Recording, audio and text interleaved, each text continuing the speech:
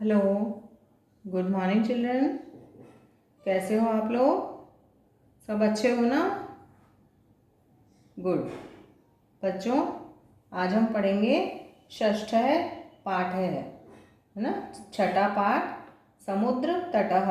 समुद्र तटः कहते हैं किनारे को, समुद्र का किनारा। ओके।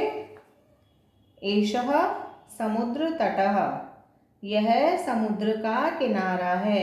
ये दिख रहा है ना आपको फोटो में, ये समुद्र है और ये उसके किनारा है ना। तो देखो यहाँ समुद्र के किनारे क्या क्या हो रहा है। एषः समुद्र तटः, यह समुद्र का किनारा है। अत्र जनः पर्यटनाय आगच्छन्ति, यहाँ लोग पर्यटनाय घूमने के लिए, आगच्छन्ति आते हैं। अत्र यानी यहाँ, जना यानी लोग, यहाँ लोग घूमने के लिए आते हैं। केचन तरंगई क्रीडन्ति, कुछ तरंग कहते हैं लहरों को, समुद्र की जो लहरें उठती हैं, तरंगे क्या होती हैं? लहरें। कुछ लहरों से खेलते हैं।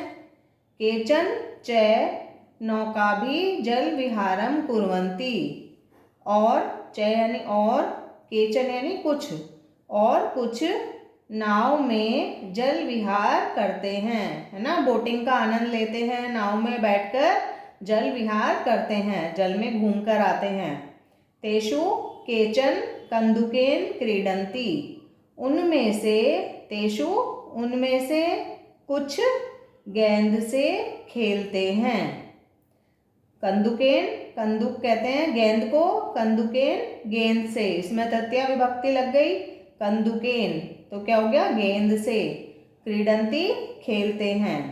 बालिकाः बालकाः च बालुकाभि बालुका गृहं रचयन्ति, बालिका यानी लड़कियां, बालका लड़के, च यानी और, तो क्या मतलब हुआ? लड़कियां और लड़के, बालुका भी, बालुका कहते हैं मिट्टी को, मिट्टी से, बालुका गृहं रचयन्ति, मिट्टी के घर बनाते हैं, है ना।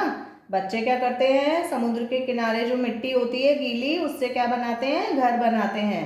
तो बालिका बालका च, लड़कियां और लड़के, बालुका भी मिट्टी से, बालुका गृहम, बालुका यानी मिट्टी के, गृहम यानी घर, रचयन्ति यानी बनाते हैं, है ना। मिट्टी से मिट्टी के घर बनाते हैं। मध्य मध्य बीच बीच में, मध्य मध्य मतलब बीच बीच में, तरंगा लहरें, बालुका गृहम प्रवाहयन्ति, मिट्टी के घरों को बहा ले जाती हैं। बीच बीच में समुद्र की लहरें आती हैं, है ना, और क्या करती हैं? जो बच्चे मिट्टी के घर बनाते हैं उनको बहा देती हैं। तो मध्य मध्य बीच बीच में, तरंगा लहरें, बालुका गृहम प्रवाहयन्ति, मिट्टी के घरों को बहा देती हैं। एषा क्रीडा प्रचलति एव, यह खेल चलता ही रहता है। बच्चे घर बनाते रहते हैं, लहरें आती हैं और लहरें उन मिट्टी के घरों को बहा लेती हैं। तो एषा क्रीडा, यह खेल, प्रचलति एव चलता ही रहता है। समुद्र तटः न केवलम पर्यटन स्थानानि, समुद्र के किनारे न केवल घूमने के स्थान हैं। अत्र मत्स्यजीविनः अपि स्वजीविकां चालयन्ति, यहाँ मछुआरे भी, मत्स्यजीविनः मछुआरे भी अपनी जीविका चलाते हैं, है ना। समुद्र के किनारे मछुआरे आते हैं, मछलियाँ पकड़ते हैं, उनको बेचते हैं, तो यहाँ मछुआरे भी अपनी जीविका चलाते हैं। अस्माकं देशे बहवः समुद्र तटः सन्ति, हमारे देश में, अस्माकं यानी हमारे, देशे देश में, हमारे देश में, बहवः बहुत से, समुद्र तटः सन्ति समुद्र के किनारे हैं। एतेषु इनमें से, मुंबई, गोवा, कोच्चि, कन्याकुमारी, विशाखापत्तनम, पुरी तटः अतीव प्रसिद्धः सन्ति, जिनमें से मुंबई, गोवा, कोच्चि, कन्याकुमारी, विशाखापट्टनम और पुरी के किनारे बहुत ही प्रसिद्ध हैं। गोवा तटः विदेशी पर्यटकेभ्यः समधिकं रोचते। गोवा का किनारा विदेशी पर्यटकों को अधिक अच्छा लगता है, यानी बाहर से जो विदेशी पर्यटक आते हैं, विदेश से जो घूमने वाले लोग आते हैं, उन्हें सबसे अच्छा किनारा कौन सा लगता है? गोवा का। तो गोवा का किनारा विदेशी पर्यटकों को या विदेशी सैलानियों को या विदेशी जो घूमने के लिए आते हैं उन्हें सबसे अधिक अच्छा लगता है। विशाखापत्तनम तटः वैदेशिक व्यापाराय प्रसिद्ध है।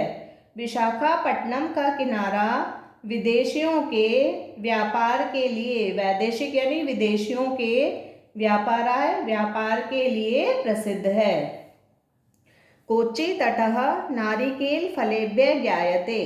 कोच्चि का किनारा नारिकेल यानी नारियल के फलों के लिए जाना जाता है, यानी कोच्चि के किनारे बहुत सारे नारियल के पेड़ हैं, इसलिए कोच्चि का किनारा नारियल के फलों के लिए जाना जाता है। मुंबई नगरस्य जुहू तटे सर्वे जनाः स्वैरं विहरन्ति। मुंबई नगर के जुहू के किनारे सभी लोग स्वच्छंदता से घूमते हैं, है ना, स्वच्छंदता से आराम से घूमते हैं। मुंबई नगरस्य, मुंबई नगर का, नगरस्य यहाँ षष्ठी विभक्ति लग गई है तो क्या हो गया? नगर का। मुंबई नगर का जुहू का किनारा, है ना, जुहू बीच का नाम सुना है ना सबने, तो मुंबई नगर का जुहू का किनारे पर सभी लोग स्वच्छंदता पूर्वक घूमते हैं। चेन्नई नगरस्य मेरीना तटः देशस्य सागर तटेषु दीर्घतमः। चेन्नई नगर का मेरीना तट, चेन्नई नगर का जो समुद्र का किनारा है उसका क्या नाम है? मेरीना तट, है ना। चेन्नई नगर का मेरीना तट देश के सभी सागर तटों में सबसे दीर्घ है। दीर्घ मतलब बड़ा, दीर्घतमः, है ना, सबसे बड़ा है। चेन्नई नगर का मेरीना तट देश के सागर तटों में दीर्घतमः सबसे बड़ा है।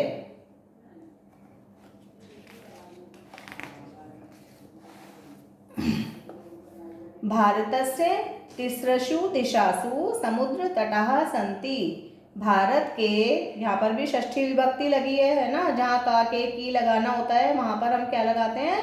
मूल शब्द में षष्ठी विभक्ति लगाते हैं। तो भारतस्य, भारत की, तिस्रषु दिशासु तीनों दिशाओं में समुद्र तट हैं।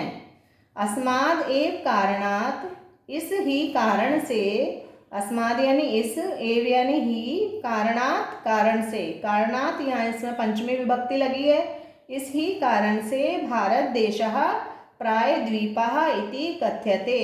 भारत देश को प्रायद्वीप कहा जाता है। भारत की तीनों दिशाओं में समुद्र के किनारे हैं, समुद्र तट हैं, इसी कारण से भारत देश को प्रायद्वीप कहा जाता है। पूर्व दिशायां बंगोपसागरः, इसकी पूर्व दिशा में बंगाल की खाड़ी है। दक्षिण दिशायां हिंद महासागर है, दक्षिण दिशा में हिंद महासागर है। पश्चिम दिशायां च अरब सागरः अस्ति, और पश्चिम दिशा में अरब सागर है ना। भारत जो है वो तीनों तरफ से समुद्र के किनारों से घिरा हुआ है। तो कौन कौन से समुद्र हैं इसके तीनों तरफ?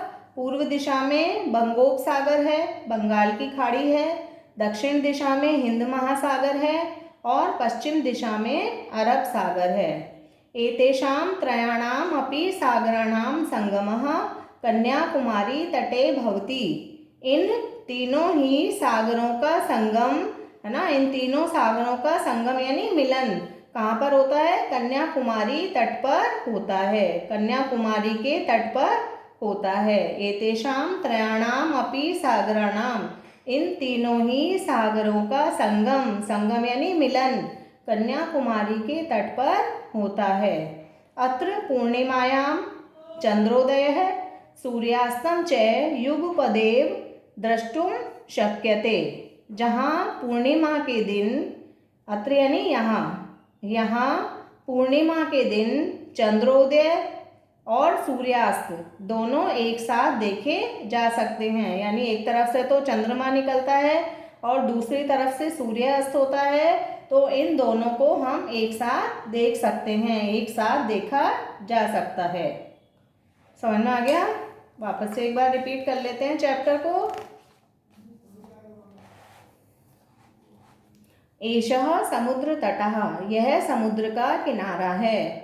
अत्र जनाः पर्यटनाय आगच्छन्ति, यहाँ लोग घूमने के लिए आते हैं। केचन तरंगै क्रीडन्ति, कुछ लहरों से खेलते हैं। केचन च नौकाभिः जलविहारं कुर्वन्ति, कुछ नावों से जल विहार करते हैं। तेषु केचन कन्दुकेन क्रीडन्ति, उनमें से कुछ गेंद से खेलते हैं। बालिकाः बालकाः च बालुकाभिः बालुकागृहं रचयन्ति, लड़कियां और लड़के मिट्टी से मिट्टी के घर बनाते हैं।